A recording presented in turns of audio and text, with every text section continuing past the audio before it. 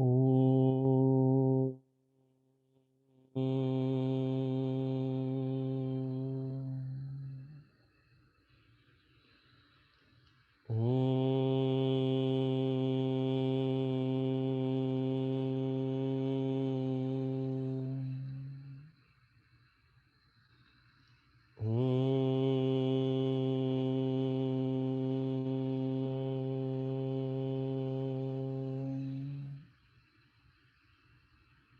Om Sahana Vavatu Sahanau Bhunaktu Saha Viryam Karavavahai Tejasvina Vadhitamastu Ma Vidvishavahai.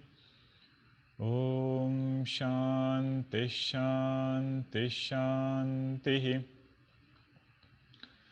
Sadashivasamarambham Shankaracharya Madhyamam Asmadacharya Paryantam Vande Guru Paramparam. Ramo Rajamani Sada Vijayate Ramam Ramesham Bhaje Ramena Bihata Nisha Charachamu Ramaya Tasmai Namaha. Ramannasti Parayanam Parataram Ramasya Dasosmyaham. Rame Chittalaya Sada Bhavatu Me Bho Rama Mamuddhara. Samasta Jana Kalyane Niratam Karunamayam Namami Chinmayam Devam Sadgurum Brahma Vidwaram. Sadgurum Brahma Vidwaram. तपोभिक्षीणपापानां शान्तानां वीतरागिणां मुमुक्षूणामपेक्षोऽयम् आत्मबोधो विधीयते. Hari Om everyone. Greetings on Mahashivratri. We seek the grace and blessings of Bhagwan Shiva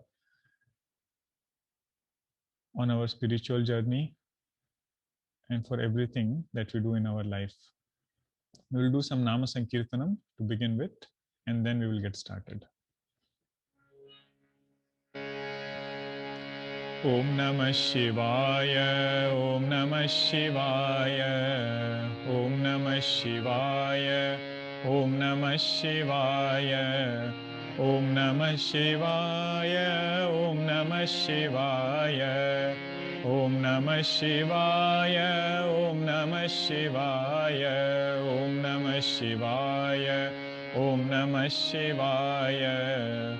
Om Namah Shivaya, Om Namah Shivaya, Om Namah Shivaya, Om Namah Shivaya, Om Namah Shivaya, Om Namah Shivaya, Om Namah Shivaya, Om Namah Shivaya, Om Namah Shivaya, Om Namah Shivaya. Om Namah Shivaya,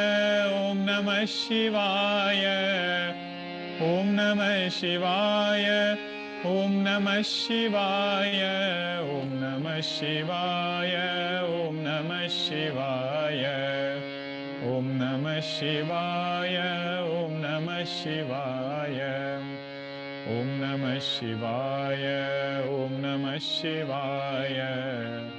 Om Namah Shivaya, Om Namah Shivaya, Om Namah Shivaya, Om Namah Shivaya, Om Namah Shivaya, Om Namah Shivaya, Om Namah Shivaya, Om Namah Shivaya.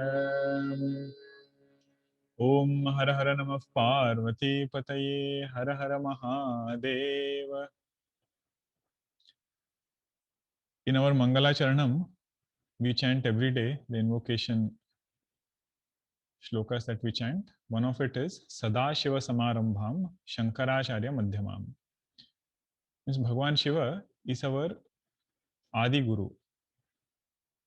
If you trace back our Guru Parampara, the first teaching that was given was by Lord Shiva.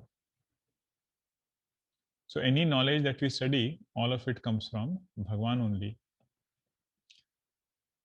So what is that teaching that has come to us now? From Lord Shiva, it came to all the teachers and then came to Bhagwan Shankaracharya ji, and now it has come to us. It says, Sada sarvagatopyatma na sarvatravabhasate buddha vevavabhaseta swacheshu pratibimbavata. 17th verse. This was the same teaching that Bhagwan Shiva gave in Ramcharitmanas. We saw it in the last class. That Bhagwan is sarvavyapi. But premate pragata hoi mein jana. Bhagwan manifests in that heart where there is prema.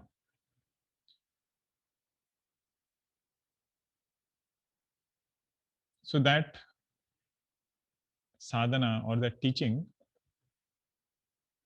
we have to think about it more and more and then see for ourselves what can we understand from Bhagwan Shiva. Hari Vyapaka Sarvatra Samana Premate Pragata Hoi Mai Jana. I was trying to recollect the first one. Hari Vyapaka Sarvatra Samana. Bhagwan is available everywhere, in every situation. There is no place where Bhagwan is not there. But if there is devotion in the heart, if there is prema in the heart, then Bhagwan's grace is recognized. And what is that one sadhana of increasing devotion? There are many. One of it is what we are seeing in Ramcharitmanas right now. Not having insistence upon anything. Like how we saw Lord Shiva, he is able to go into samadhi so effortlessly. And when he comes out, he is in Harikatha. So ability to keep our mind in Bhagwan and in Vedantic thoughts, that ability increases when our insistence in anything of the world, that goes down. He says, what we have to do, we have done. But after that, why still insist upon something? Devotion and insistence, both of it cannot go together. Either I say, I am devotee of Bhagwan, or I am in the other category. Devotee of Bhagwan is who? One who will do their part, do their effort, but they have firm conviction that this creation is run not by me, it is run by Bhagwan. Whatever he wants me to do, whatever role he has given me, that I will do. With this, when the mind becomes pure and Vedantic Shravanam is done, the result of a pure mind is it should take us towards Vedanta. The result of a pure mind is Vedantic thoughts should again and again keep gushing forth in our mind. And that mind will be able to say that I am not this mind. I am that consciousness in which this mind is appearing. But some student was there, he again came back with a question. He said, I don't agree, I don't believe that you say this, I am not the mind, I am not doer of any action, I am not experiencer. Not doer means what? I am akarta. Not experiencer means I am abhokta. So as consciousness, I am all these things, but I don't see it that way. So then Acharya said, 18th verse, Dehendriya mano buddhi prakrutibhyo vilakshanam tadvrittis sakshinam vidyat atmanam rajavat sada. He says, you are right. The teacher must have told the student, you are right. It appears like that. What does it appear? All these things are so vibrant and so sentient. But if you look at it closely, all of it is borrowed sentiency. Because by themselves, their nature is completely different to consciousness. Deha, Indriya, Mano, Buddhi, Prakrutibhyo Vilakshanam. So consciousness is that which is different from the nature of all these things: Deha, Indriya, Mana, and Buddhi. Now, if you pay attention to these four things, right? Why Shankaracharya ji must have used only these four words? So it is said, your question was that I don't feel I am non-doer. I don't feel I am non-experiencer. He says, have you ever become experiencer without identifying with the body? Or is it only after body identification you became doer and experiencer? Teacher says, think, right? Do I become karta bhokta without deha abhimana, without body identification? Or can I become that only after identifying with this body? So it's very clear, I become karta bhokta only when I have deha abhimana. Whichever body it is, that body I have identified with, and only after that I become karta and bhokta. Now come to indriya. Can I become experiencer if I don't identify with this sense organs? Experience coming from the world is coming from all these sense organs only. We are seeing that in Tattva Bodha right now. Eyes, ears, nose, tongue, and skin. 5 Jnanendriyas are there. Without identifying with them, do you have this feeling that I am experiencing? He says, no, I have to identify with these, then only I become bhokta. So, okay, come to mind. Do you become karta? Do you become doer of any action without identifying with mind and intellect? Buddhi also you can add over there. It says, no, only when I identify with mind and intellect, I get this role of karta. In the last class, we had seen difference between upadhi and visheshana. What was upadhi? Upadhi is that which staying close to something throws attributes on that thing without bringing about a change in that thing. You can use that upadhi to indicate that object, but we should be very clear that that object is not affected by this upadhi. Example was crystal and flower. Visheshana, which said yellow flower. This is second example, Visheshana example. What happens in Visheshana? That Visheshana enters that object and then indicates it. Okay, upadhi has not actually entered it. Staying away only, it has thrown its attribute on it. But over here, that yellow color has entered that flower, and with that, it is indicating that flower. Okay, this is Visheshana now.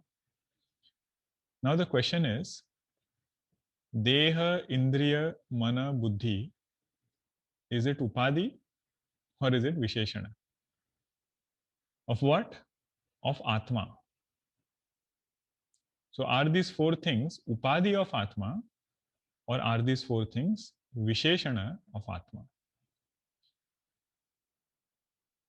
Let us say somebody says it is Visheshana. Let us start from there and let us apply the same thing. What has happened now? That this color has entered that flower, and you can never see yellow color different from that flower. Okay, that is what we mean by entering. In that flower is not seen differently from this color now. It is one with it. We say, Deha, Indriya, Mana, Buddhi, are they seen different from consciousness anytime? Or are they always together? Means, do I have Deha Abhimana, Indriya Abhimana, Mind Abhimana all the time? Or is there a stage where I am devoid of those identities? This in our own experience, throughout the day we have deep sleep, where none of these things are there. Means I don't have body identification, I don't have identification with sense organs, nor with mind, nor with intellect.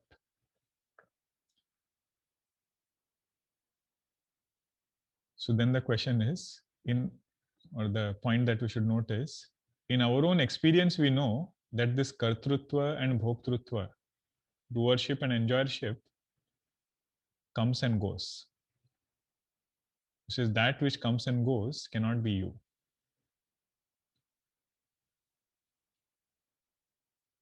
Okay, so if it is Visheshana, then it would have entered that thing and it would never go away. But over here we know that all these identifications keep coming and going. So it cannot be Visheshana, it is Upadhi. Now fit the definition of Upadhi. Staying close to that thing, it throws its attribute, but without actually bringing about any change in it.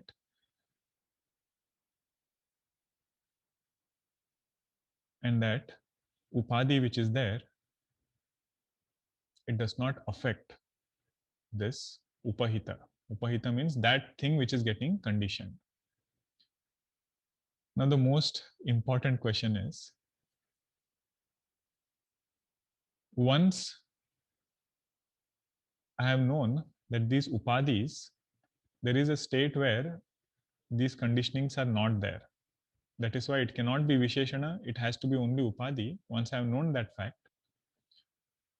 when these Upadhis start appearing back again, do I get conditioned or not? Just like there is a crystal and there are flowers, right? So somebody said, for you to understand that this crystal is colorless, make sure that you put something on those flowers so that it doesn't throw its colors on that crystal. Okay, so that crystal is there and flowers are there. You have covered it nicely. Now you understood, okay, this crystal is colorless. Just like in deep sleep, you understood that when upadhis are not there, then Atman is unaffected. I am unaffected. There is no kartrutva, no bhoktrutva in me, no enjoyership, no doership. But when I wake up, slowly those coverings are taken away and the colors start appearing back again. When they appear back, what has happened to that crystal? Has it gotten affected or is it still unaffected?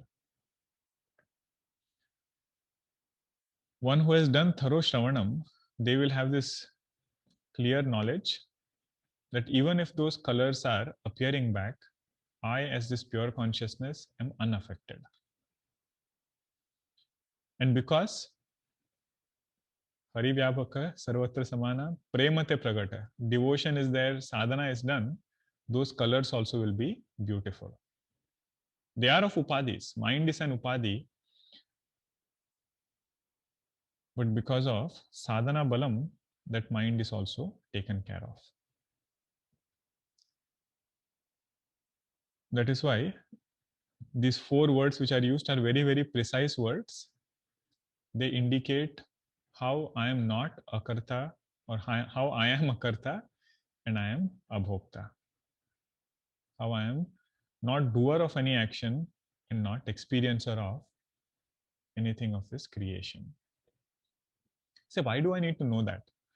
This all sorrow comes because of this identification. Because we are infinite in our true nature, and we have considered ourselves to be this one finite individual, some experiencer of some result and some doer of some action. And remaining that limited karta, limited bhokta, we want to become infinite. That is what is shown in all boons that were asked. Like Ravana, he asked for a boon that I want to become immortal. But how? In this body. So first identifying with something finite, but we can't let go also of this desire to become infinite. So we end up seeking infinitude through this conditionings. Vedanta says, let go of those conditionings. You are infinite by yourself. Dehendriya mano buddhi prakrutibhyo vilakshanam. Vilakshanam means it is opposite. Nature of all these conditionings is different from nature of Atman. What is the nature of Atman? One definition we will see. What is nature of Sakshi?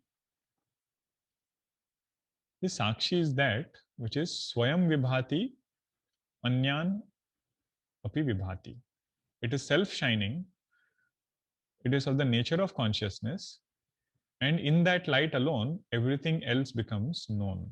That is the nature of Sakshi. Swayam Vibhatyatanyani Bhasayet Sadhanam Vina. And it illumines without any other medium. Its nature alone is of consciousness, and that is who I am.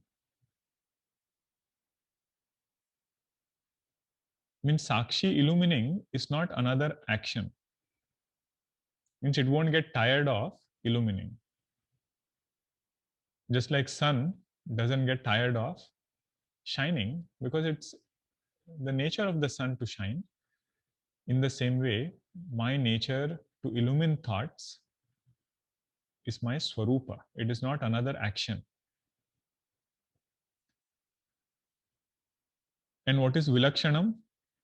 That all these deha, indriya, mana, buddhi, they are all inert. They don't have any illumining power of their own. Right? Inert does not always mean that which is stationary. Huh? Tree is also stationary, but we don't say tree is inert. Inert means what? It has ability. It doesn't have ability to reflect consciousness. That is our definition of inert. But you say tree, it appears to be sentient. I say that sentiency is borrowed sentiency. So whatever things are going in that tree, all of it is borrowed sentiency from the same consciousness. I took an example of tree because tree is also a jiva. Other jivas we can understand. But in tree also, there is all these things. Some of it is to a reduced extent. They don't have karmendriyas because of which they don't go around.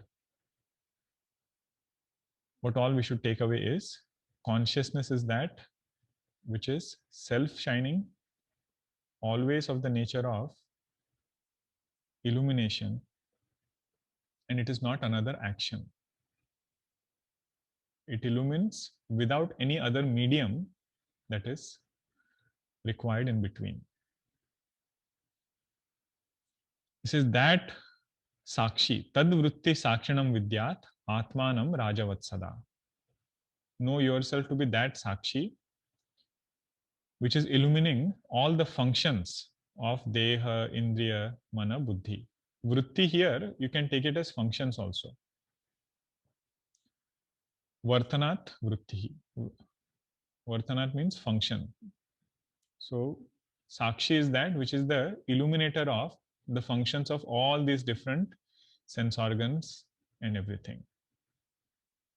But most important point is, am I Sakshi only when my eyes are closed, or am I Sakshi all the time? You say first I should know what is the nature of Sakshi through Shravanam, that witness of thoughts is Sakshi. Then I should think about it, reflect on it, all these points, do vichara, mananam. Then I should close my eyes, do nididhyasanam, and make it as a very thorough practice. No day should go without at least few minutes of meditation. No day. That is why we seek Bhagwan's grace also, right? May we have that discipline to just reflect on this point. But what does Bhagwan want us to know from that meditation? He says, even when you open your eyes, you are still the same Sakshi.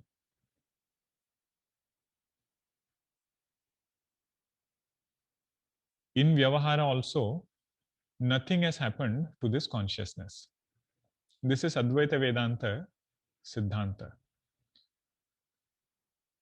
That strengthen knowledge through all sadhanas and practices, but don't limit knowledge to only some time and some place.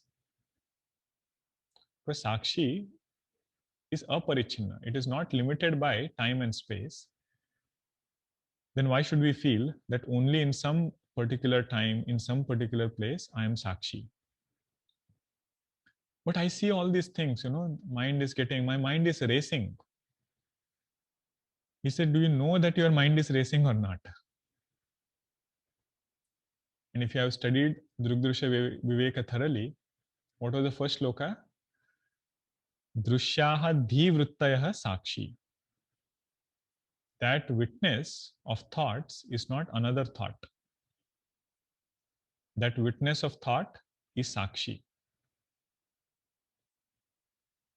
Drushyaha dhivruttaya sakshi drugeva natu drishyate. And that sakshi is ever of the nature of drashta only. It will never become drushya. So whatever you are seeing, you are different from that. Just this thought, is very comforting. And it is one of the tools to quieten this mind.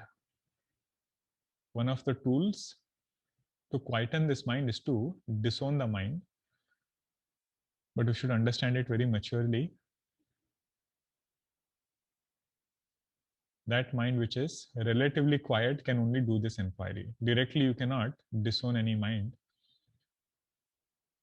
But as we keep doing our sadhanas, these points will appeal to us more. I feel none of this is for any other purpose but for our own inner journey. Discussing all these points, not to tell anybody or anything. If we are able to control our mind, quieten it, negate and transcend it with this knowledge, then purpose is served. Tad vritti sakshinam vidyat atmanam rajavatsada. Just like this king who is sitting in that parade. So Gurudev is to say, watch your thought parade. How they are coming and how they are going. You are not that. Tad vritti sakshinam vidyat atmanam rajavatsada. And none of that parade can happen without this king. So what is the analogy here? Without me, the consciousness, none of these thoughts can come and go. So I am that substratum in which thoughts are appearing.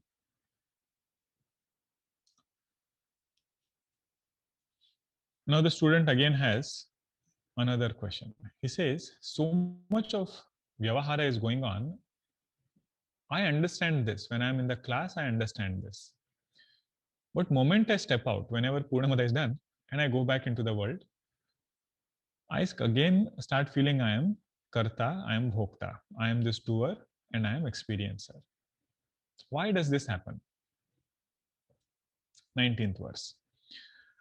Vyapruteshvindriyeshvatma Vyapruteshvindriyeshvatma Vyapariva vivekinam Vyapariva vivekinam Drishyate bhreshu dhavatsu Drishyate bhreshu dhavatsu Dhavan nivayatha shashi Dhavan nivayatha shashi Vyapruteshvindriyeshvatma Vyapariva vivekinam Drishyate bhreshu dhavatsu Dhavan nivayatha shashi. Indriyeshu Vyapruteshu, when Indriya Vyapar is going on, or when I am acting in the world outside. Okay. Technical way to put it is Indriya Vyapara. But if you want to understand this, when I am interacting with people and doing other things, who is interacting? It's just mind is interacting with these sense organs. I'm speaking, I'm listening, using my hands, everything. Atma vyapari iva drushyate. When sense organs are interacting, that Atman, which is a substratum, that Atman as though appears to be interacting or doing some kind of vyavahara. Vyapari iva, as though it appears to be doing some kind of vyavahara. Does it appear like this to everybody? He says, no. Only avivekinam. Only for those who are aviveki, for them Atma appears in this way. Don't use these words, aviveki and all, I don't like. Don't use these words. Say, okay, whenever these words come, we should go back and see what is the precise meaning of this word. Padmapada Acharya ji translates avivekinam as Guru Shastra Adi Rahitanam. He says, those who have not done Vidivat Shravanam, means not systematically studied Shastra, or if they don't have that kind of faith in Pramana. How does Pramana work? What is valid means of knowledge? If that thinking is not done, then there will always be a conflict between what I am seeing and what Upanishads have told me. So those are avivekis. And whenever they use these words, it is out of a lot of love to guide us that develop more Mahatva Buddhi in Shastra. Vedanta Pramana, what it has revealed is the nature of consciousness. And what I'm mixing up is the nature of Upadis. More I get confused. He said, do Shravanam thoroughly, think about it, and then develop this Prama, develop this knowledge or conviction for yourself. Then that same person will be called as Tattvadrisham. Tattvadrashti means that person who never loses sight of this knowledge. Even if Vyapara is going on, yet the knowledge is I am that Atman which is not involved in this Vyapara. What is the example? Abhreshu dhavatsu shashi dhavanniva drishyate. Yatha means just as when clouds are moving, the moon which is not moving there, that also appears to be moving.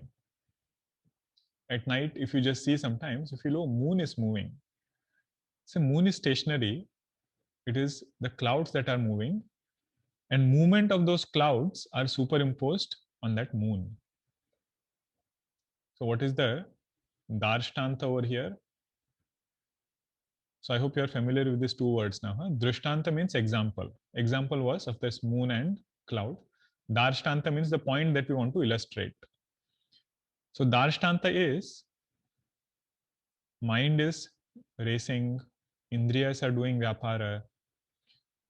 All of that is happening in this upadi, and that I superimpose on myself as consciousness. So kartrutva, bhoktrutva is there because of identification with these conditionings.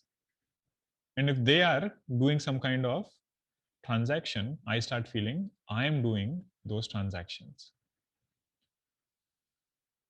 So now you see the same example. Do I really need to stop the clouds to know that moon is not moving? Although I cannot, but let us say I had ability to stop the cloud.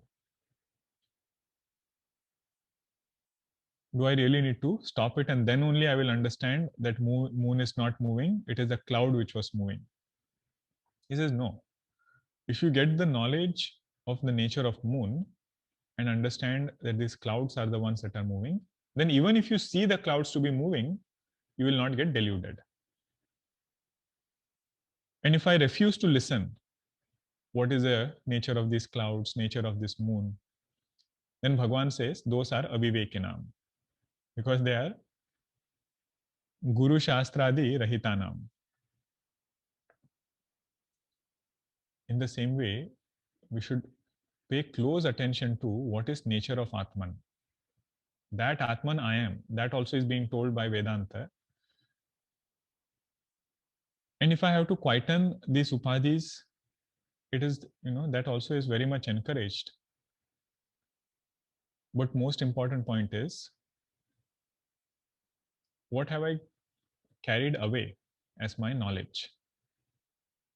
Have I understood clearly that all this vyapara happens only in these upadhis? And even if they keep appearing, even if I have to do vyapara, yet as my true self, that consciousness, I am unaffected. That is the goal where we have to go towards. Drishyate abhreshu dhavatsu dhavanniva yatha shashi. Bhagwan says in Bhagavad Gita, one who has understood this, that person is buddhiman. You must have guessed which shloka I am trying to refer to. Karmani akarmayah pashyet. Akarmani cha karmayah. One who can see actionless Atman amidst all actions. Karmani, in all actions. Akarmani yaha pashyet. Pashyet means not through eyes, through knowledge. One who is able to recognize this. Akarmani cha karmayaha. And he does not mix up the quietude of sense organs or mind with that of Atman. He says even that is another action, just being quiet at mind level, sense organ level, maunam. All of that is true, but that is not the final quietude. Quietude is to understand I am of the nature of Atman, whose nature is quietude. And once I've understood that, even if vyapara is going on at Indriya level, he says this person is not carried away by them. Sabuddhiman manushyeshu. Sayuktaha krutsna karma kruta. That person is one who has clear knowledge. Now a little bit of Sanskritam. Huh? You see this word vyapruteshu. Vyapruteshu indriyeshu atma vyapari iva avivekanam. So vyapruteshu, that word. The way this word is formed is from the root called as pru dhatu. So in Sanskritam, all words are formed from certain roots. Something happens on top of it, then the word comes. But if you have to understand more about that word, you should go back to the root. And then some new thing will reveal. So pru dhatu means palana purana yoho. Means to take care of something and to complete certain tasks. That is called as pru. Okay, that is the meaning of that word, pru. We say, I'm doing my kartavya palanam. Right? So palanam means that I'm fulfilling my duty somewhere. I'm completing something. I've taken some task. I'm so busy that I have to complete it right now. Palana purana yoho. That is what we call as vyapara. From that root comes the word vyapara. Means purpose of vyapara should be to do our duties well and to take things to completion. Whatever we have started, personality should be such that we take it to completion. This is what is also called as pravrutti marga. Right? Pravrutti marga means doing actions with lot of devotion to Bhagwan and knowing what is the purpose of taking up this action. So that marga is called as pravrutti marga. And that pravrutti marga, culmination of that is not only in completion of that action, culmination of that is in getting a pure mind. So pravrutti marga, if somebody has set out on, destination of that pravrutti marga is chitta shuddhi.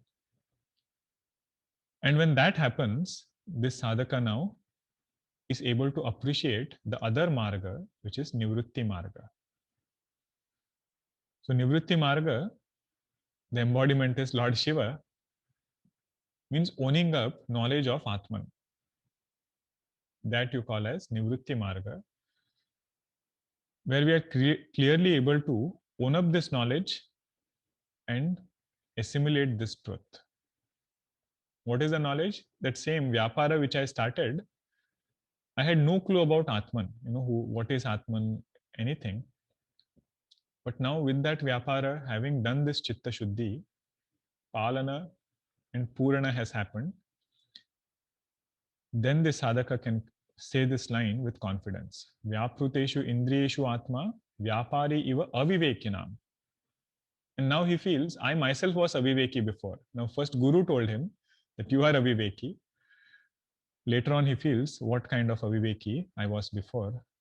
That I was of this nature of pure consciousness and I took myself to be this transactional entity.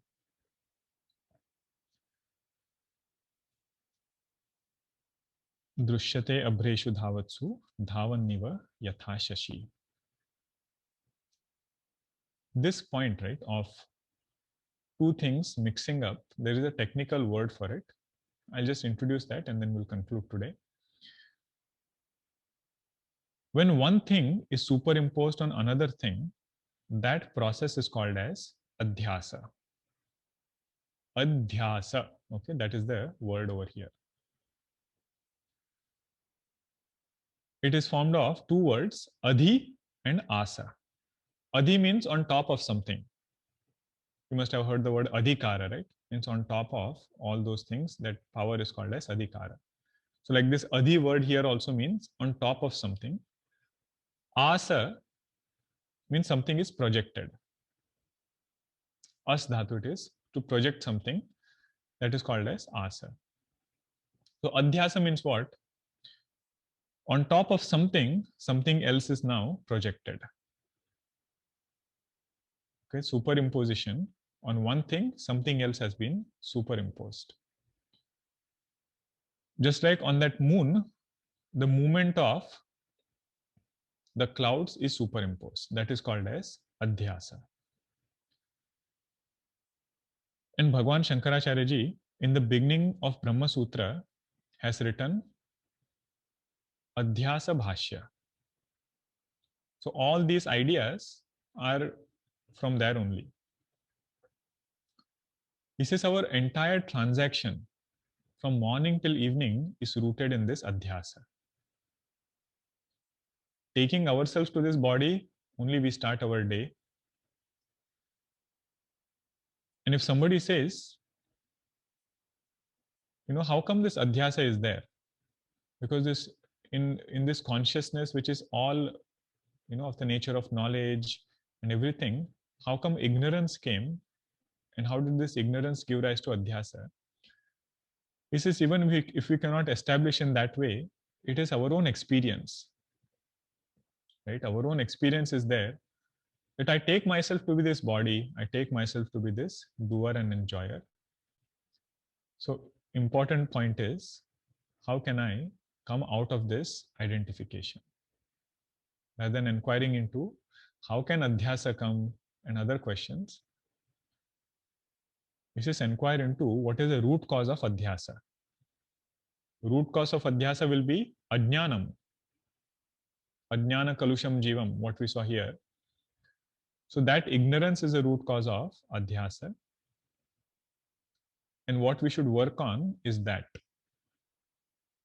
Means get clear knowledge and remove this ignorance that I am this finite individual entity. What about adhyasa then? He says adhyasa will be known as badita. Badita means negated. Its appearance will go on, but we won't be deluded by it.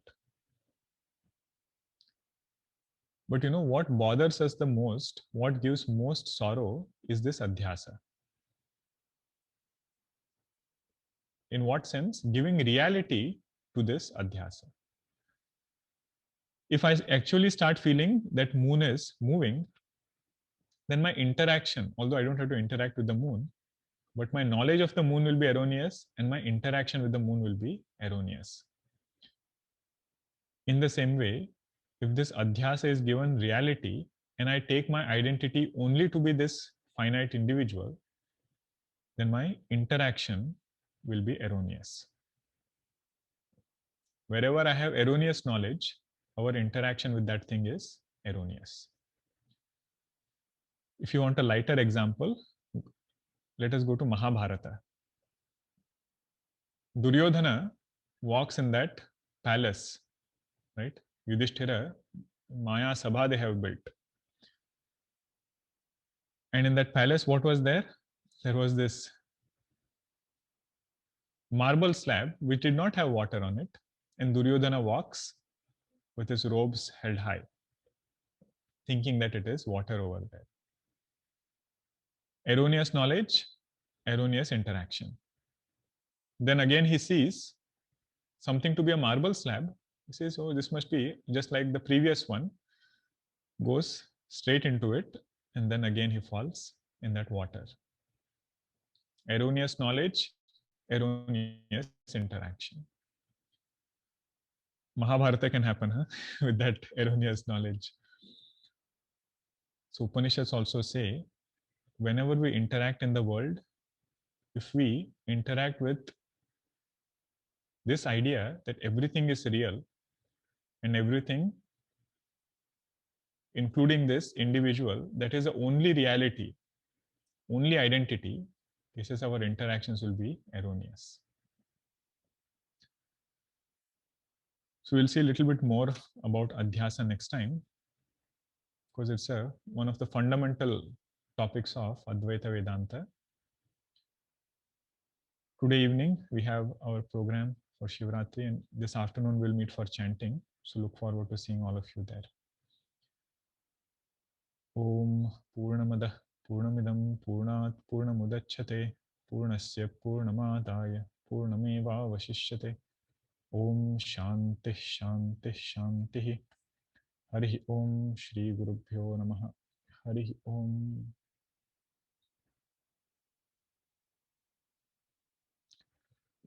I see there are some questions here, and there were some last time and also submitted online. Some of it I answered in the class. I'll just recap it so that you know which question I answered. Is ahankara an upadi or visheshana? It seems like this ahankara is visheshana of the mind. So whenever we are talking about upadi, we are talking about upadi of atma, not upadi of mind. Mind and ahankara are the part of same antakarana. Right? Antakarana has 4 parts: mana, buddhi, chitta, ahankara. So mana and ahankara are part of that same antakarana only. So we don't have to see whether ahankara is upadi of mind or not.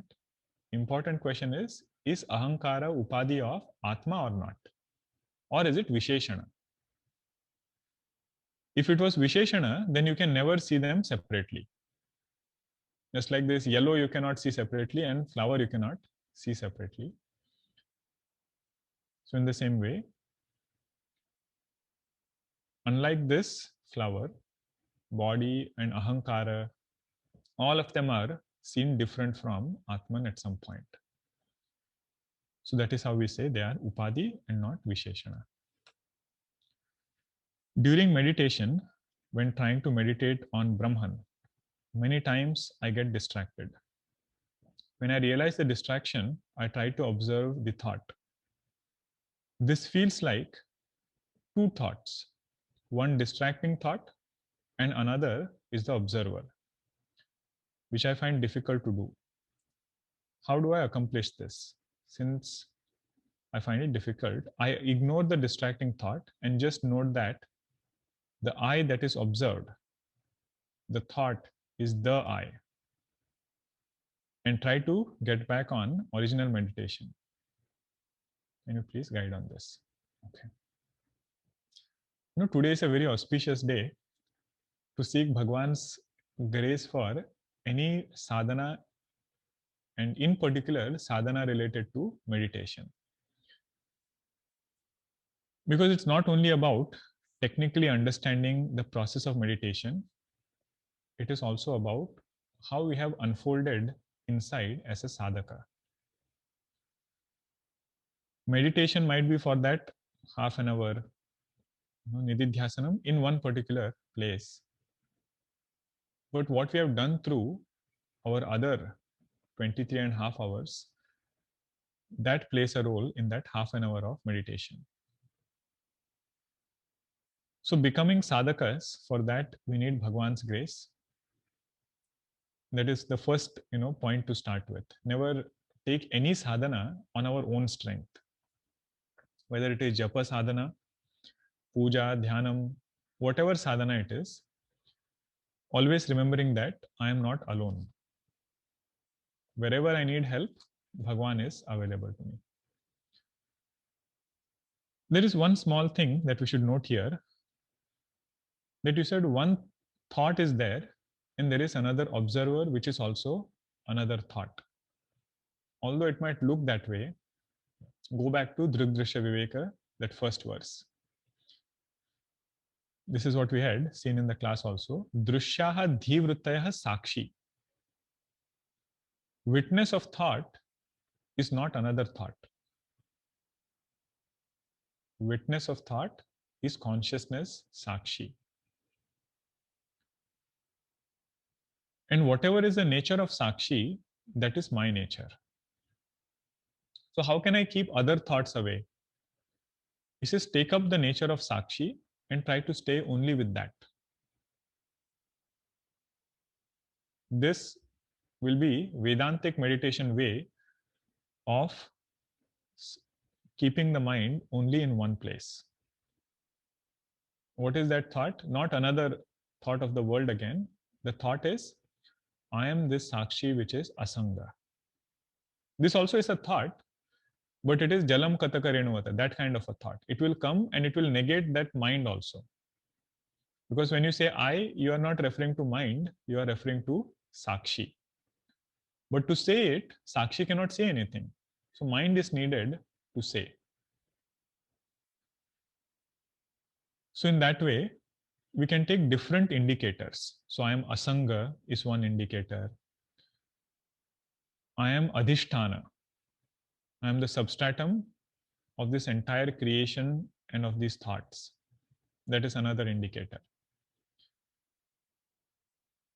I am all pervading. That is third indicator. Now just stay with that. So now you see, it is not easy to stay over there because one could be either I have not done thorough shravanam. These indicators only if I have not heard, how can I meditate upon it, right? Second could be, I have not spent sufficient time reflecting upon these indicators. Means I still don't agree why I will be asanga. Why sakshi is asanga, that knowledge, if it is not clear, then meditation will be a little difficult. So those points, if we can work upon, then this will become easier for us. Okay, so holding on to clarity of knowledge and doing thorough shravanam. Whatever little shravanam we can do, it should be thorough and that we should hold on to. Okay, so these questions come to a lot of sadhakas, and this we should keep reflecting upon more and more. Witness of thoughts, drushyaha dhivruttayaha sakshi. That sakshi I am.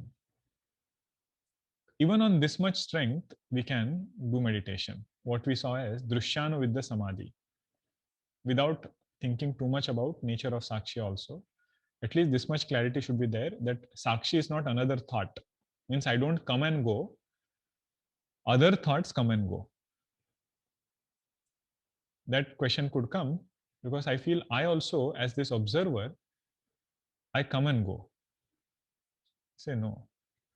I am always of the nature of Sakshi, the illuminator. Thoughts come and go.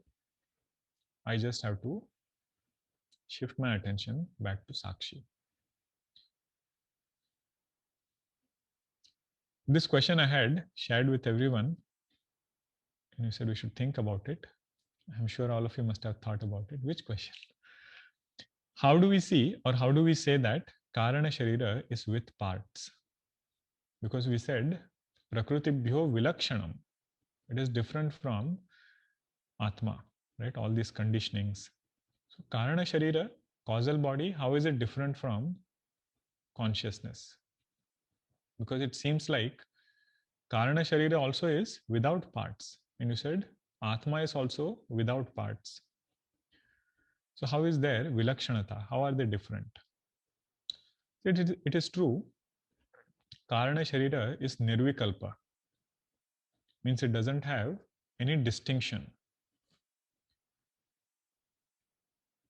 But all distinctions, all Vikalpas, all parts are very much there in unmanifest form. So that is why we say there is Vilakshanata. In Chaitanya, in consciousness, it is completely absent. It is not there in any form. So that is the difference. Everything is there, but it is there in unmanifest form. Just like in this room, right? I turn off the light at night and close all the blinds. Do I see any distinction? Do I see that, there is a table over here, there is a stand over here? I say, no, it is Nirvikalpa, without parts. Everything is one homogeneous mass. What does that mean? The distinctions have gone away. I say, no, distinction have just been covered. They are in parts, have just been made to go in unmanifest form. They will again come back. This point is elaborated in Mandukya Karika. Bija nidrayutah prajnah sachaturye na vidyate. Means in this prajna, in this karana sharira, bija nidra, all the samskaras or everything, distinctions, parts you call, they are stored in seed form. Sachaturye na vidyate. In this turiya, in this consciousness, none of these parts are there. Why are we discussing all these things? How does it matter if karana sharira is with parts or no parts? Actually, these are technical discussions. These are meant for strengthening our knowledge about Atman.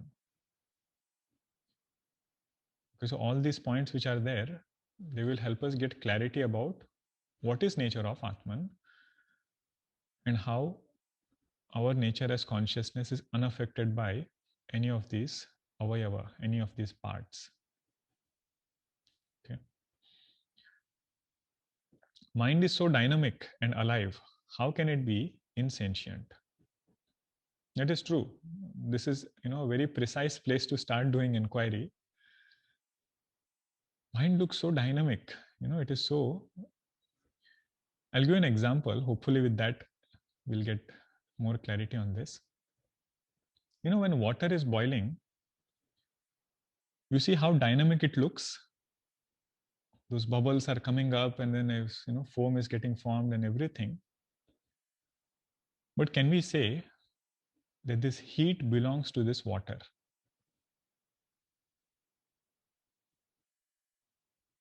That heat is what is causing this water to boil, right? That dynamism which is seen in that water is because of this heat. We said inquire more. Right there where there is dynamic water, look at the source of that dynamism. So that source of that is this fire. So in the same way, any actions which are seen of this mind, all of it, the sentiency of this mind itself is borrowed from consciousness.